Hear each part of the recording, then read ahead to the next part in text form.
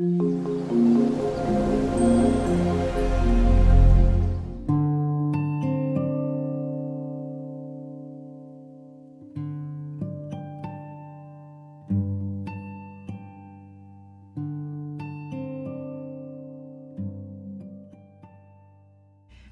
and welcome to Dandelion Lessons here on YouTube, and I think it's been a few weeks since we've had a dandelion lesson here, and it's time. And today I've gathered some beautiful things that are some of my favorite things to do my painting with, and I also grabbed a book that's very precious to me that a dear friend recommended, and I dip into it almost every day, and sometimes I read the same things over and over, but other days there are new ones that pop up that I have not read yet, and today was one of those days. And I want to read to you what I opened to this morning, and it's called In Full Praise. First of all, this book is called Things That Join the Sea and the Sky, Field Notes on Living, and it's by Mark Nepo. Hopefully I'm saying his name right, Nepo and not Nepo. Not sure. But anyways, it's a treasury of just humanness. So I'm going to read you this one that I turned to this morning. It's on page 171, and it's called In Full Praise. When asked about the difference between a slow-witted boy and a sage, a rabbi said, "No difference. They both depend on humility and praise." His students were puzzled. He went on, "When unaware, we grow like a stone. When awakened, we break through like a sapling." They still seemed confused. He continued, "When self-conscious, we dart like a rabbit, never in the open for long. We watch for others and watch ourselves chew." He went further. "But when embodied, we live like a tortoise rising from the deep, in full praise of the bottom, humble to surface in the world." Some were nodding, while others scrunched their brows. He sat down among them. "Each of us is beautiful and worthy. No one is more holy than another. And each of us is part stone, part sapling, part rabbit, and part tortoise." His students were busy identifying with one or the other when a small boy dropped his head, unable to find himself anywhere. This opened the rabbi even more. "Don't despair, for trees grow out of stone, and rabbits will chew on their leaves, and love itself will awaken the tortoise hiding on the bottom." Isn't that beautiful? So, I guess my favorite part is each of us is beautiful and worthy, no one more holy than another. And each of us is part stone, part sapling, part rabbit, part tortoise. We're all of those things, right? We have every nature within us. And sometimes one will surface more than another, but we have everything within us, the good and the not so good, right? And we all have had times in our lives where those different facets of humanity have been awakened in us.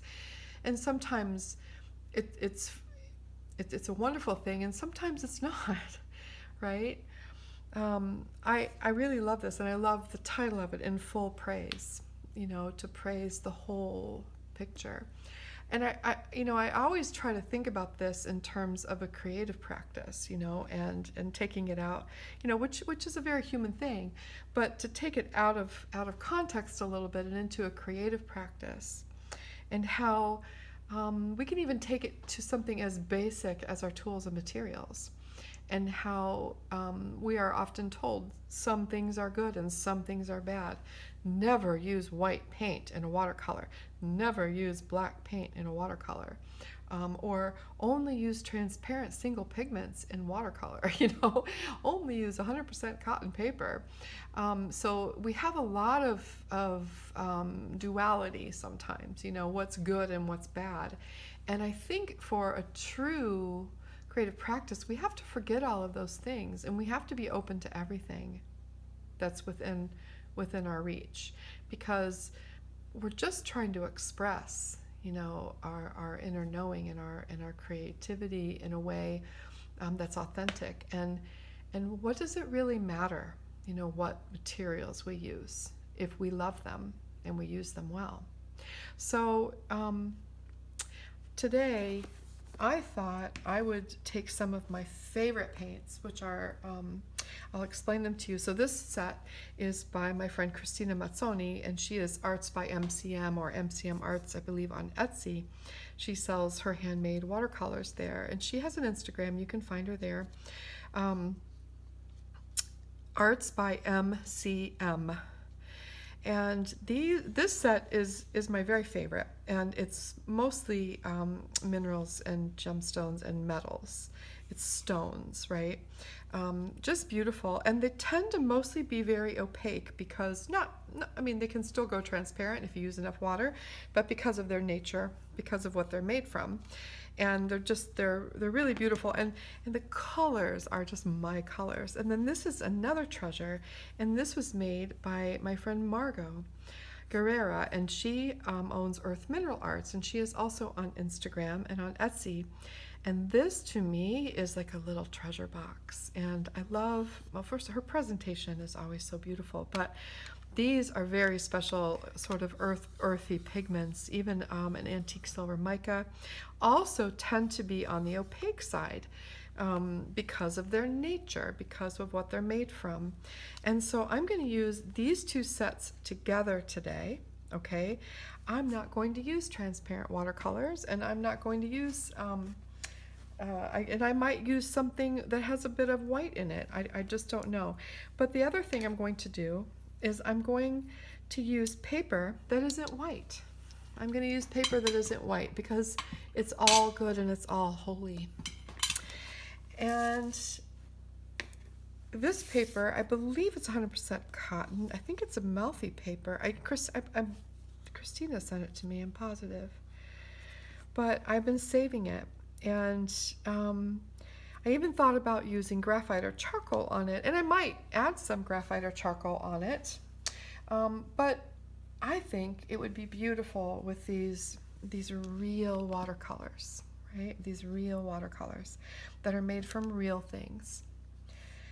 So I'm going to put on some beautiful music, and I'm going to think about things that join the sea and the sky, and what I read about In Full Praise, and how we all have everything. We all have the opposites of everything within us, and our creative practice can too. So I'm going to put some music on and just paint.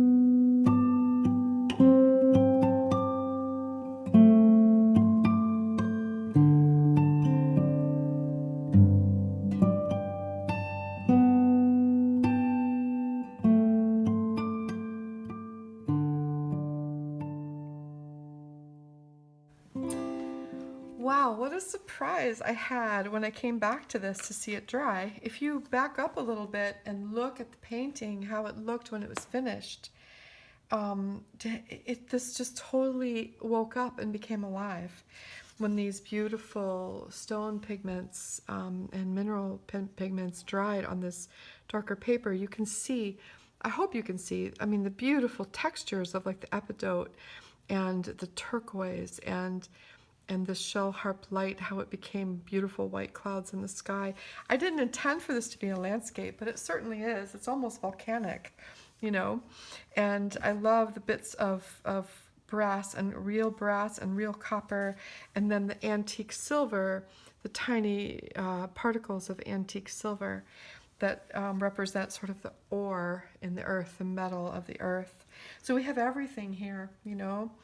We have the air and the ether and the soil and the foliage and the mountains and the metal and it's just everything. I love it. I'm very, very happy with it. So never be afraid to use things that people tell you aren't supposed to be used. I mean, we, hopefully anyways, we're all aware enough to know that rules are meant to be broken in things like watercolor, right? And I can't even tell you how many times I remember I've only been to 2 watercolor classes, and they were at a local museum, and they were both held by instructors whose art that I really admired, and I wanted just to see how they went about things. And I remember the first time I went, and this teacher, she was talking about the color she used, and she looked out at us and she said, "Never use French ultramarine," like that. And I'm thinking to myself, wow, I use it every day. I love French ultramarine. Why? And she said it granulates, and it, and she had all these reasons why not to use it. It's so ordinary. And I was just flabbergasted that a teacher would tell anyone, never use this. Talk about squashing our creative impulses and our curiosity, right? And so I just don't believe that. I think there are techniques to learn and say, here, this works this way and this works that way. And if you use white, this is what's going to happen. Or if you use, a paper that's not meant for watercolor, this is what might happen. But never say never, right? There's a place for everything. And I think, I want to say, it was Andrew Wyeth, maybe, in an interview that I read with him, who said, I do anything I need to do to get the result I'm looking for, right? He used to use his fingernails and sandpaper and all sorts of things on his paintings, even mud sometimes. So truly, just never, here I'm saying the word never, but I mean it. I really do. Never think that there's something that you can't try, right? There's a place for everything, and it's all about experimenting and finding what works for you, and quite honestly, just enjoying these beautiful materials that we have to use, but whether it's a child's watercolor set full of bright candy colors or these incredibly, precious handmade paints from the earth. So, it's all wonderful and all beautiful, and it all has a place in our creative practice. So that's basically my lesson for today. It's a lesson for me too, and I just wanted to read this one part one more time because I love it so much. Each of us is beautiful and worthy, no one more holy than another, and each of us is part stone, part sapling, part rabbit, part tortoise. Don't despair, for trees grow out of stone, and rabbits will chew on their leaves, and love itself will awaken the tortoise hiding on the bottom. Thank you very much for being here, everyone. Have a wonderful week, and I will see you next week with an Artist for Everyone lesson. Thank you.